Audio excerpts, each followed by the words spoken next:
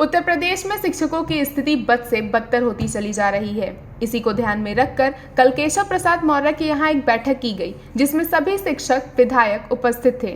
बैठक में अनुदेशकों के मुद्दे पर चर्चा की गई। ये वही अनुदेशक हैं जो लंबे वक्त से सरकार को अपनी समस्याओं से अवगत करा रहे हैं, लेकिन सरकार इनकी सुध नहीं ले रहा। अनुदेशकों ने कई बार प्रदर्शन किया, गुहार लगाई, लेकिन कोई परिणाम नहीं निकला, जिसके बाद अनुदेशकों ने मजबूर होकर अनिश्चितकालीन धरना प्रदर्शन करने का निर्णय लिया।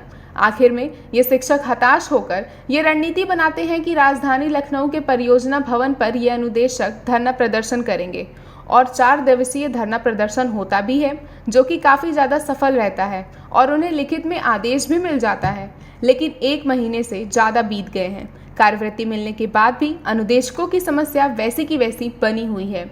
लेकिन प्रदेश अध्यक्ष विक्रम सिंह इस बीच शांत नहीं बैठते और वो बीच बीच में डीजी मैडम से बातचीत करते रहते हैं।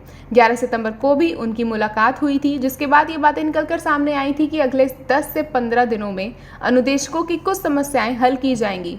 इस पूरे विषय पर अटल टीवी की टीम ने प्रदेश अध्यक्ष विक्रम सिंह से टेलीफोनिक वार्ता की।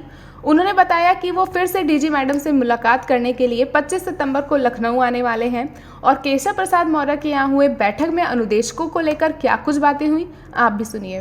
विक्रम जी, आपका हमारे चैनल अटल टीवी पे बहुत बहुत स्वागत है। जी मैडम, बहुत बहुत धन्यवाद, आपका आभार। जैसा कि आप लोग लगभग 10 दिनों पहले राजधानी लखनऊ पहुंचे थे निदेशालय पर अपनी समस्याओं को लेकर, तो क्या कुछ नए अपडेट्स हैं? क्योंकि आप लोगों को ये कहा गया था अगले आने वाले 10 दिनों में आप लोगों की समस्याओं को कुछ न कुछ निस्तारण किया जाएगा। जी मैडम, 11 सितंबर को महानिदेशक मैडम से मुलाकात हुई थी जी, और मुलाकात के दरमियान मैडम ने कहा था कि 10 से 15 दिन के अंदर आपके 4-5 आदेश जारी हो जाएंगे जी। तो हालांकि अभी तक तो इसकी कोई सूचना नहीं मिली है जी। हालांकि 25 तारीख को मैं लखनऊ जाऊंगा और डीजी मैडम से मिलूंगा और जो भी प्रगति हुई होगी जी, उसको जानकारी प्राप्त करके आप लोगों को बताने का कार्य करूंगा। जी विक्रम जी, इसी के साथ ऐसा भी देखा गया है कि मुख्यमंत्री योगी आदित्यनाथ काफी ज्यादा एक्टिव हुए हैं, संविदा कर्मचारियों, आउटसोर्सिंग कर्मचारियों के लिए भी बातचीत की है। तो ऐसे में आपको क्या कुछ उम्मीदें नजर में आ रही है? इसी के साथ कल केशव प्रसाद मौर्य ने भी मुलाकात की थी और लोगों से बातचीत की है, तो क्या इसमें अनुदेशकों की समस्या शामिल थी?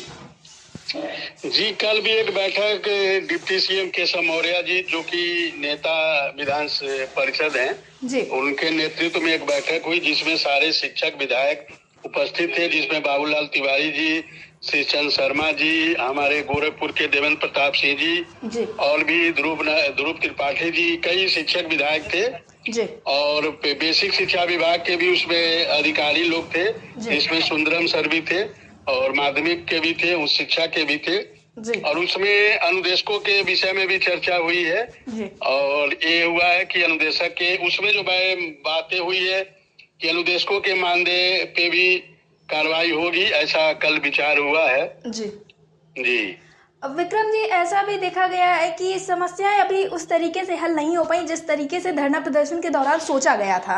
तो ऐसे में क्या आप लोगों ने ये सोच के रखा है कि आप लोगों को रणनीति में बदलाव करना चाहिए या फिर समस्याएं कहाँ पे आ रही हैं इसकी समीक्षा करनी चाहिए? नहीं, सरकार इस समय पॉजिटिव है, सरकार सकारात्मक दिशा में सोच रही है, अधिकारी भी सकारात्मक है। माननीय मुख्यमंत्री जी का अभी आपने खुद बयान देखा होगा, उन्होंने स्टेटमेंट दिया था कि हम संविदा कर्मियों के लिए और आउटसोर्सिंग कर्मचारियों के लिए नियम बनाने जा रहे हैं, नीति बनाने जा रहे हैं।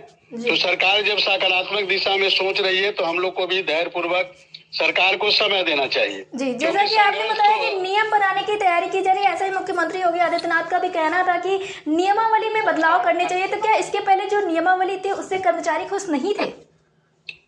नहीं, अभी तक संविदा कर्मचारियों के लिए कोई ऐसा नियम कानून नहीं था जी, लेकिन इधर माननीय मुख्यमंत्री जी का स्टेटमेंट आया है कि हम संविदा कर्मियों के लिए भी नियम बनाएंगे, आउटसोर्सिंग कर्मचारियों के लिए भी नियम बनाएंगे और इस समय सरकार के भी काफी सकारात्मक दिशा में कार्य कर रही है।